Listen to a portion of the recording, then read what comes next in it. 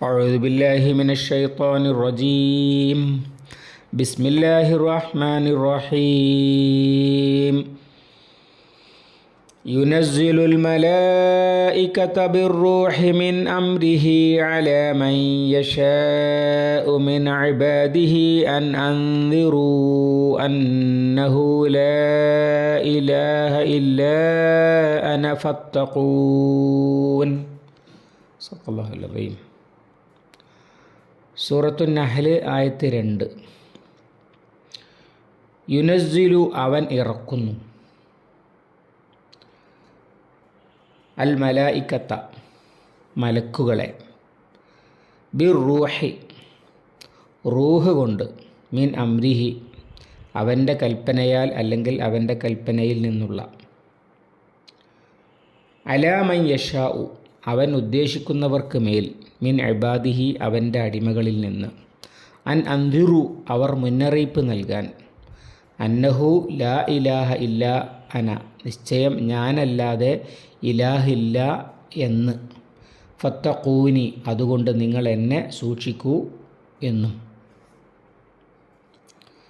യുനസ്സിലു എന്ന് പറഞ്ഞാൽ അവൻ ഇറക്കുന്നു എന്നാണ്. യവൻ മുകളിൽ അല്ലാഹു തആലയെക്കുറിച്ച് പറഞ്ഞു, സുബ്ഹാനഹു വ തആല അമ്മാ യുശ്രികൂൻ.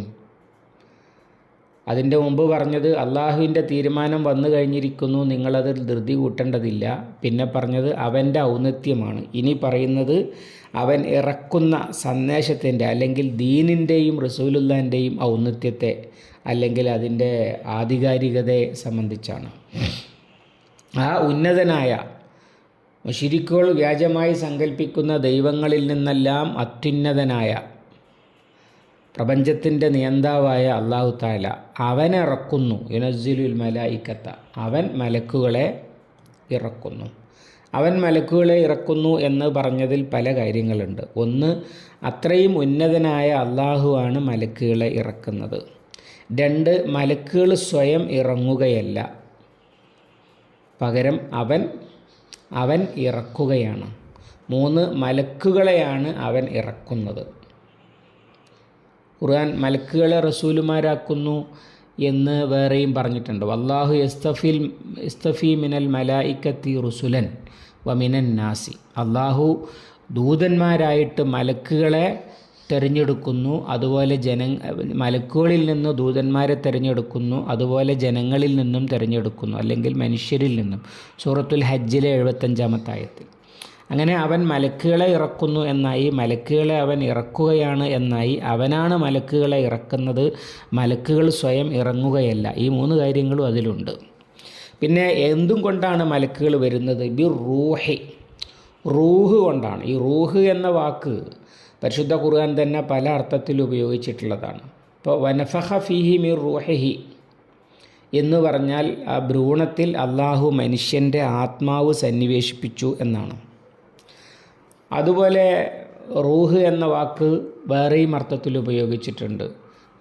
പിന്നെ എന്നാൽ മൊത്തത്തിൽ അതിനെക്കുറിച്ചുള്ള ഖുർആൻ്റെ ഒരു പ്രസ്താവന, യസ്അലൂനക അനി റൂഹ് ഖുലി റൂഹു മിൻ അംരി റബ്ബി വമാ ഊതീതു മിനൽ ഇൽമി ഇല്ലാ ഖലീല. റൂഹ് എന്ന് പറഞ്ഞാൽ എന്താണ് എന്ന് അവർ ചോദിക്കുന്നു. അവരോട് പറഞ്ഞേക്കുക, വളരെ കുറഞ്ഞ വിവരങ്ങളെ നിങ്ങൾ അതുമായി ബന്ധപ്പെട്ട് നൽകപ്പെട്ടിട്ടുള്ളൂ, അത് എൻ്റെ റബ്ബിൻ്റെ കാര്യത്തിൽപ്പെട്ടതാണ് എന്ന് പറഞ്ഞിട്ടുണ്ട്. അതുപോലെ ഇവിടെ റൂഹ് എന്ന് പറയുന്നത് എന്തിനെ പറ്റിയാണ്? ഖുർആൻ വ്യാഖ്യാതാക്കൾ അതിന് നൽകിയിട്ടുള്ള വ്യാഖ്യാനം അത് വഹീനെ പറ്റി തന്നെയാണ് എന്നാണ്. കാരണം മനുഷ്യൻ്റെ ഭ്രൂണത്തിന് ഒരു വ്യക്തിത്വം ഉണ്ടാകുന്നത് അതിലേക്ക് അള്ളാഹു അവൻ്റെ ഉടമസ്ഥതയിലുള്ള ഒരു റൂഹിനെ സന്നിവേശിപ്പിക്കുമ്പോഴാണ്. മൃഗങ്ങളും മനുഷ്യനും തമ്മിലുള്ള വ്യത്യാസം അതാണ്. പിന്നെ ആത്മാവ് മനുഷ്യരിലെ പിന്നെ മഹാന്മാരെക്കുറിച്ച് ചിലപ്പോൾ മഹാനായ ആത്മാവ് എന്ന് പറഞ്ഞാൽ മഹാനായ വ്യക്തിത്വം എന്ന അർത്ഥത്തിൽ പറയാറുണ്ട്. അതുപോലെ മലക്കുകളിൽ അല്ലാഹു തആല ജിബ്രീൽ അലൈഹിസ്സലാമിനെ റൂഹുൽ ഖുദുസ് അയ്യദ്നാഹു ബി റൂഹിൽ ഖുദുസ്, ഈസാ അലൈഹിസ്സലാമിനെ ജിബ്രീലിനെ കൊണ്ട് ശക്തിപ്പെടുത്തി എന്ന് പറയേണ്ടിടത്ത് റൂഹുൽ ഖുദുസ് കൊണ്ട് ശക്തിപ്പെടുത്തി എന്ന് പറഞ്ഞിട്ടുണ്ട്. ക്രിസ്ത്യാനികൾ അതിനെ ദൈവത്തിൻ്റെ അംശമാണ് എന്ന് സങ്കല്പിക്കുകയാണ് ചെയ്തിരിക്കുന്നത്. യഥാർത്ഥത്തിൽ അത് ജിബ്രീൽ അലൈഹിസ്സലാമാണ്. ജിബ്രീൽ അലൈഹിസ്സലാമിനെ റൂഹ് എന്ന് പറയുന്നത് എന്തുകൊണ്ടാണ്? അത് വഹി കൊണ്ടുവരുന്നവൻ അഥവാ റൂഹ് കൊണ്ടുവരുന്നവനായ ആൾ. നമ്മളെ പാൽക്കാരൻ വന്നാൽ പാല് വന്നു എന്ന് ആളുകളെ അവരുടെ ഉത്തരവാദിത്വത്തിലേക്ക് ചേർത്തി പലപ്പോഴും പറയാറുണ്ടല്ലോ. അതുപോലെ റൂഹ് കൊണ്ടുവരുന്ന മലക്ക് എന്ന അർത്ഥത്തിലാണ് ജിബ്രീൽ അലൈഹിസ്സലാമിനെ റൂഹ് എന്ന് വിശേഷിപ്പിച്ചിട്ടുള്ളത്. ഇവിടെ പറയുന്ന റൂഹ് എന്ന് പറയുന്നത് എന്താണ്? മനുഷ്യ സമൂഹത്തിന് തന്നെ ഒരു നേർവഴിയും ഒരു വ്യക്തിത്വവും ഉണ്ടാക്കി കൊടുക്കുന്ന ദിവ്യ സന്ദേശം അഥവാ വഹീനെക്കുറിച്ചാണ്. അതാണ് ബിർ റൂഹി എന്ന് പറഞ്ഞത്. അഥവാ അതിൻ്റെ മുമ്പ് ഇപ്പോൾ പരിശുദ്ധ ഖുർആൻ പലയിടത്തും പറയണത് വകുന്തും അംവാത്തൻ ഫഅഹ്യാക്കും, നിങ്ങൾ മരിച്ചവരായിരുന്നു, നാം നിങ്ങളെ ജീവിപ്പിച്ചു. സുമ്മ ബഅസ്ന, പിന്നെ അതുപോലെ ഈ സത്യദീനിൽ നിന്ന് ബനി ഇസ്രായേലിയർ പിന്നോട്ട് പോയിട്ട് പിന്നീട് അവരെ ഉയർത്തെഴുന്നേൽപ്പിച്ചതിനെ കുറിച്ച് പറയുന്നുണ്ട്. വലഖദ് ബഅസ്നാക്കും ബഅദ സുമ്മ ബഅസ്നാക്കും മിൻ ബഅദി മൗത്തിക്കും, പിന്നെ നാം ആണ് നിങ്ങളെ നിങ്ങളുടെ മരണത്തിന് ശേഷം ഉയർത്തെഴുന്നേൽപ്പിച്ചത് എന്നൊക്കെ പറയുന്നുണ്ട്. അവിടെയൊക്കെ അവർ ജീവനില്ലാത്തവരായി എന്നല്ല, പകരം അവർ പിന്നെ എഫക്റ്റ് ഇല്ലാതെ, ആത്മാവില്ലാതെ, അല്ലെങ്കിൽ ഒരു പിന്നെ ചൈതന്യമില്ലാത്ത ജീവിതമായി എന്നാണ് അവിടെ പറഞ്ഞതിൻ്റെ അർത്ഥം. അതേ തന്നെയാണ് ഇവിടെ പറയുന്നത്. അഥവാ മനുഷ്യർ അന്ധകാരങ്ങളിൽ മുഴുകി ചത്തതിനൊക്കുമേ ജീവിച്ചിരിക്കലും എന്ന അവസ്ഥയിൽ കിടക്കുമ്പോൾ അവരെ ജീവിപ്പിക്കുവാൻ വേണ്ടി, അങ്ങനെ അല്ലാഹു തആല വേറെയും പറഞ്ഞിട്ടുണ്ടല്ലോ, ഇസ്തജീബു ലില്ലാഹി വലിർ റസൂലി ഇദാ ദഅാക്കും ലിമാ യുഹീക്കും, അള്ളാഹുവിനും റസൂലിനും നിങ്ങൾ ഉത്തരം നൽകുക, അവരിരുവരും നിങ്ങളെ ജീവിപ്പിക്കുന്ന കാര്യത്തിന് നിങ്ങളെ വിളിച്ചാൽ. ജീവിപ്പിക്കുന്ന കാര്യത്തിന് വിളിച്ചാൽ എന്ന് പറഞ്ഞാൽ അതിൻ്റെ മുമ്പ് മരിച്ചു കിടക്കുകയാണെന്നല്ലല്ലോ പറഞ്ഞതിൻ്റെ അർത്ഥം. പകരം അള്ളാഹുവിൻ്റെ ദീനിലൂടെ നിങ്ങളെ വളർത്തുന്ന കാര്യത്തിന് വിളിച്ചാൽ എന്നാണ്. അവിടെ ആ ദീനിനെയാണ് പിന്നെ ജീവിപ്പിക്കുന്ന കാര്യം എന്ന് പറയുന്നത്. നമ്മൾ സാധാരണ പ്രവർത്തകർ, സംഘടനകളുടെയൊക്കെ പ്രവർത്തകരെക്കുറിച്ച് ആൾ സജീവ പ്രവർത്തകനാണ്, നിർജീവ പ്രവർത്തകനാണ് എന്നൊക്കെ പറയുന്നത് പോലെ, സജീവനായ ആളാണ് എന്നൊക്കെ പറയുമല്ലോ. ഇതുപോലെ മനുഷ്യ സമൂഹത്തെ സജീവമാക്കുന്ന, മനുഷ്യത്വം സജീവമാക്കുന്ന, മനുഷ്യ സമൂഹത്തെ സജീവമാക്കുന്ന സന്ദേശം, അതിനാണ് ഇവിടെ റൂഹ് എന്ന് പറയുന്നത്. അതുകൊണ്ടാണ് ബിർ റൂഹി എന്നതിന് ഇമാം ഇബ്നു കസീർ ഒക്കെ ബിൽ വഹി എന്ന് വിശദീകരണം എഴുതിയിരിക്കുന്നത്. അഥവാ വഹി കൊണ്ട് മലക്കുകളെ അവൻ ഇറക്കുന്നു. മിൻ അംരിഹി എന്ന് പറഞ്ഞാൽ അവൻ്റെ കൽപ്പനയാൽ, അല്ലെങ്കിൽ അതിൻ്റെ കണ്ടൻറ്റ്, രണ്ടും പറയാം. അവൻ്റെ കൽപ്പനയിൽ നിന്നുള്ള റൂഹുമായിട്ട് എന്ന് പറഞ്ഞാൽ അള്ളാഹുവിൻ്റെ നിയമങ്ങളും നിർദ്ദേശങ്ങളും മാർഗദർശനങ്ങളും ഒക്കെ ഉൾക്കൊള്ളുന്ന ദീനുമായിട്ട്, പിന്നെ അതിൻ്റെ സന്ദേശവുമായിട്ട് ഇറക്കുന്നു എന്നുമാകാം. അതുപോലെ തന്നെ മിൻ അംരിഹി അവൻ്റെ കൽപ്പനയാൽ, അഥവാ നേരത്തെ സൂചിപ്പിച്ചതുപോലെ മലക്കുകൾ ഇറങ്ങുന്നത് അവരുടെ ഇഷ്ടത്തിനനുസരിച്ചല്ല, അള്ളാഹുവിൻ്റെ കൽപ്പന അനുസരിച്ചാണ് എന്നർത്ഥം. കാരണം പിന്നെ ഈ ജൂതന്മാർ ഒക്കെ മുഹമ്മദ് സല്ലല്ലാഹു അലൈഹി വസല്ലമയ്ക്ക് നുബുവത്ത് കൊടുത്തത് ജിബ്രീൽ പറ്റിച്ച പണിയാണ് എന്ന് വിശ്വാസക്കാരുണ്ടായിരുന്നു. നഊദു ബില്ലാഹ്. മങ്കാന അദുവല്ലി ജിബ്രീല എന്നൊക്കെ സൂറത്തുൽ ബഖറയിൽ പറയുന്നത് അതിനെപ്പറ്റിയാണ്.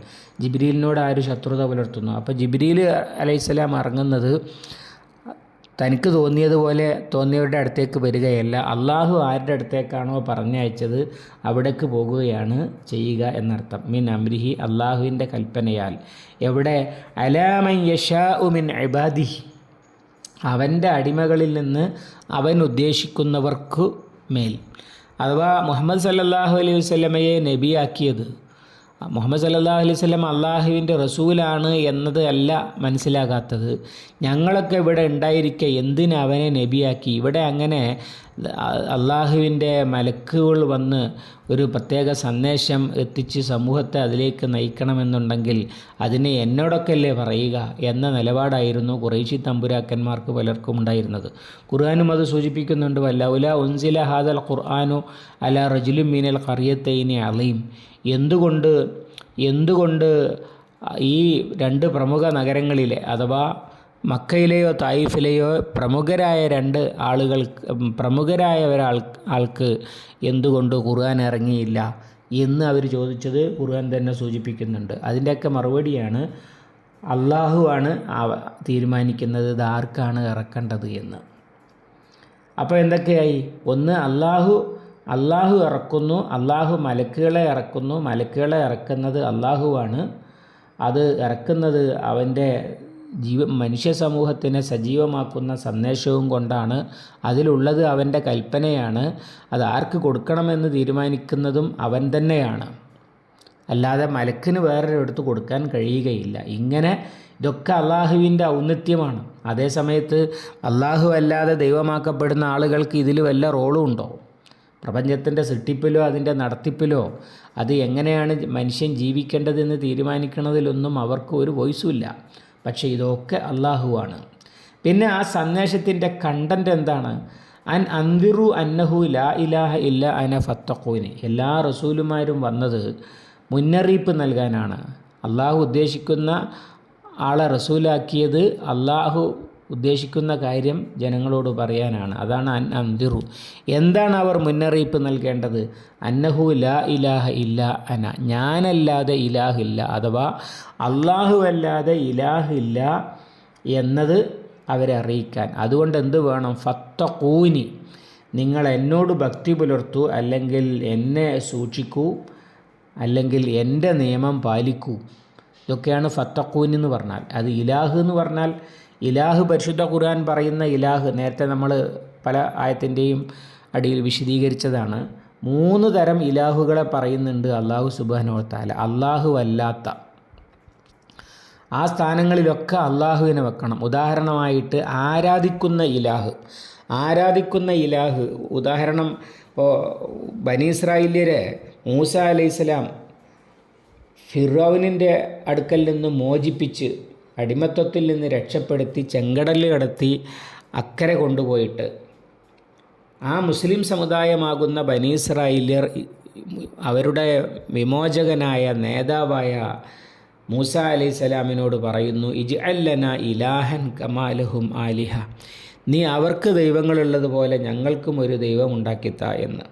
അതിന് കണക്കിന് ശകാരിച്ച് പിന്നീട് കാണുന്നത് അതേ ആളുകൾ തന്നെ ഒരു പശുക്കുട്ടിയെ ഉണ്ടാക്കിയിട്ട് ഹാദാ ഇലാഹുക്കും, ഇത് നിങ്ങളുടെ ഇലാഹാണ് എന്ന് പറയുന്നതാണ്.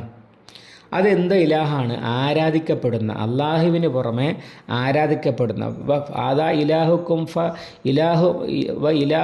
ഇലാഹു മൂസ ഫനസിയ, മൂസായുടെ ഇലാഹിനെയൊക്കെ മറന്നേക്കൂ, ഇതാണ് ഇനി ഇലാഹ് എന്ന് വിശദീകരിക്കുന്നുണ്ട്. അവിടെ ആരാധിക്കുന്ന ഇലാഹ് ആണ് ഉദ്ദേശിക്കുന്നത്. പിന്നീട് ആ കഥയിൽ തന്നെ നമുക്ക് കാണാൻ കഴിയും ഫിർഔൻ ഇലാഹാണ് എന്ന് അവകാശപ്പെടുന്നു. യാ അയ്യുഹൽ മലഉ മാ അലിംതു ലക്കും മിൻ ഇലാഹിൻ ഗൈരി, ഓ പ്രഭുക്കന്മാരെ, ഞാനല്ലാത്ത ഇലാഹ് നിങ്ങൾക്കുള്ളതായിട്ട് ഞാൻ അറിയില്ലല്ലോ എന്ന് പറയുന്നുണ്ട്. അപ്പറഞ്ഞതിൻ്റെ അർത്ഥം നിങ്ങൾ എന്നെ അല്ലാതെ ആരാധിക്കുന്നത് ഞാൻ അറിയില്ലല്ലോ എന്നാകാനുള്ള യാതൊരു സാധ്യതയുമില്ല. കാരണം ഒന്ന്, ഫിറോവൻ ആരാധിച്ചിരുന്ന വിഗ്രഹങ്ങൾ ഇപ്പോഴുമുണ്ട്. ഈജിപ്തിലെ മ്യൂസിയത്തിലും അതുപോലെയുള്ള സ്ഥലങ്ങളിലുമൊക്കെ ഇരിക്കുന്നത് കാണാൻ കഴിയും. സ്ഫിങ്സ്, അതുപോലെ പശുക്കുട്ടി, ഇതൊക്കെ ഈ ഫിറോവൻ ആരാധിച്ചിരുന്ന വിഗ്രഹങ്ങൾ പലതും ഇപ്പോഴും അവിടെ തന്നെ ഉണ്ട്. അപ്പോൾ പിന്നെ എന്നെ അല്ലാതെ ആരാധിക്കുന്നത് ഞാൻ അറിയില്ലല്ലോ എന്ന് പ്രഭുക്കന്മാരോട് പറയില്ല. 2 പ്രഭുക്കന്മാരോടാണ് ഈ പറയുന്നത്. പ്രഭുക്കന്മാർ അയ്യുഹൽ മലഊ എന്ന് വിളിച്ചാൽ ഫിർഔൻ്റെ പിതാവ് വരെ വയസ്സായതുകൊണ്ട് മകനെ അധികാരമേൽപ്പിച്ച് മാറിയിരുന്നവൻ വരെ വേണമെങ്കിൽ അതിലുണ്ടാകാം. അടുത്ത രാജാവാകുന്നവരുണ്ടാകാം. പ്രധാനമന്ത്രിയും സേനാനായകന്മാരും മന്ത്രിസഭാംഗങ്ങളും ഒക്കെ ഉള്ള അവരുടെ കുടുംബത്തിലെ വലിയ പ്രമുഖന്മാരോട്, അവരോട് നിങ്ങൾ എന്നെ അല്ലാതെ ആരാധിക്കുന്നത് ഞാൻ അറിയില്ലല്ലോ എന്ന് പറയാനുള്ള യാതൊരു സാധ്യതയുമില്ല. അത് പിന്നെ എന്താണ് ഈ പറയുന്നത്? നിങ്ങൾ എങ്ങനെ ജീവിക്കണം എന്ന് എന്നെ അനുസരിച്ചല്ലാതെ വേറൊരുത്തനെ അനുസരിച്ച് തീരുമാനിക്കണത് അറിയില്ലല്ലോ എന്നാണ്. എന്ന് പറഞ്ഞാൽ നിങ്ങൾ ആരാധിക്കണം, എങ്ങനെ ജീവിക്കണം എന്ന് മുഴുവൻ തീരുമാനിക്കാൻ ഞാനാണ്. ഞാൻ അനുവദിക്കുന്ന ദൈവങ്ങളെ നിങ്ങൾക്ക് ആരാധിക്കാം, ഞാൻ അനുവദിക്കുന്ന കാര്യങ്ങൾ ജീവിതത്തിൽ നിങ്ങൾക്ക് പ്രവർത്തിക്കാം, ഞാൻ അനുവദിക്കുന്ന പ്രായത്തിൽ നിങ്ങൾക്ക് കല്യാണം കഴിക്കാം. ഇങ്ങനെയൊക്കെയുള്ള സകലം ഞാനാണ് തീരുമാനിക്കാൻ. ഇങ്ങനെയൊക്കെ പറയുന്ന അവസ്ഥയ്ക്കാണ് ഞാനാണ് ഇലാഹ് എന്ന് ഫിറോൻ അവകാശപ്പെടുന്നത്. മൂന്നാമത്തെ ഒന്ന് പരിശുദ്ധ ഖുർആനിൽ തന്നെ നമുക്ക് കാണാൻ കഴിയും. അഫറഅയ്ത മനിത്തഖദ ഇലാഹഹു ഹവാഹു, ദേഹേച്ഛയെ ഇലാഹാക്കിയവനെ കണ്ടില്ലേ? അഫാന്ത തകൂനു അലൈഹി വക്കീല, താങ്കൾ അവൻ്റെ വക്കാലത്ത് ഏറ്റെടുക്കുമോ? എന്ന് ചോദിക്കുന്നുണ്ട് നബി സല്ലല്ലാഹു അലൈഹി വസല്ലം. ഈ ഇലാഹാക്കുക എന്ന് പറഞ്ഞാൽ എന്താണ്? ഒരുത്തൻ രണ്ട് വിശദീകരണം അതിന് ഇമാം ഇബ്നു കസീറൊക്കെ നൽകിയത് കാണാൻ കഴിയും. അതിലൊന്ന്, ഒരാൾ അയാൾക്ക് തോന്നുന്നത് പോലെ ജീവിക്കുക, ഞാൻ എങ്ങനെ ജീവിക്കണമെന്ന് ഞാനാ തീരുമാനിക്കാൻ. രണ്ടാമത്തെ ഒരു വിശദീകരണമുണ്ട്, ആരെ ആരാധിക്കണമെന്ന് ഞാനാ തീരുമാനിക്കാൻ. ഒരു ദൈവത്തെ ആരാധിച്ചുകൊണ്ട് നടക്കും, കുറച്ച് കഴിയുമ്പോൾ അത് കളഞ്ഞിട്ട് വേറൊരു കല്ലിനെ ആരാധിക്കും.